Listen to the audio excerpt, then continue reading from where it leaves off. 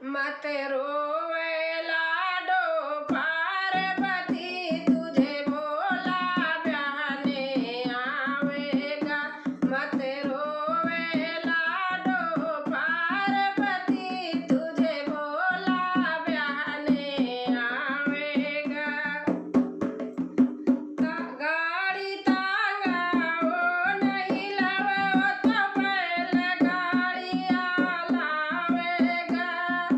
गाड़ी तांगा वो नहीं लावे, तो पहले गाड़िया लावेगा। सगे संबंधी वो नहीं लावे, तो ब्रह्मा विष्णु लावेगा।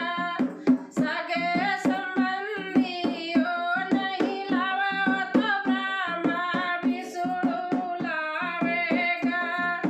बाजे गाजे वो नहीं लावे, तो भूत प्रेत नचावेगा।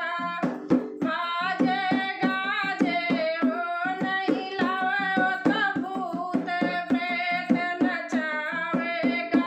मत रोवे लाडो पार्वती, तुझे भोला ब्याहने आवेगा। मत रोवे लाडो पार्वती, तुझे भोला ब्याहने आवेगा। साबुन तेल से वो न नहावे, स्मशान भभूति लगावेगा। साबुन तेल से वो न नहावे, स्मशान भभूति लगावेगा। साबुन तेल से वो न नहावे, स्मशान भभूति रमावेगा।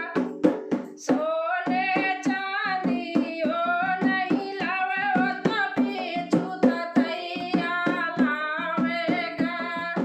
सोना चांदी वो नहीं लावे, तो बिच्छू ततैया लावेगा।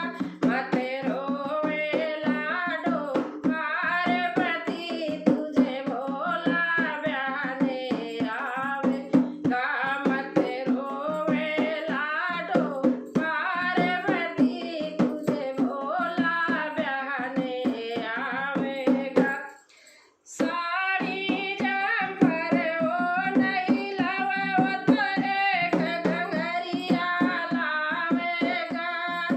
साड़ी जंपर वो नहीं लावे, तो एक घंघरिया लावेगा। बर्फी पेड़ा वो नहीं खावे, तो भांग धतूरा खावेगा। बर्फी पेड़ा वो नहीं खावे, तो भांग धतूरा खावेगा। मत रोवे लाडो पार्वती, तुझे भोला ब्याहने आवेगा। मत रोवे लाडो पार्वती, तुझे भोला ब्याहने आवेगा। दोस्तों, अच्छा लगा होगा तो कमेंट में लिख के बताना कैसे लगा।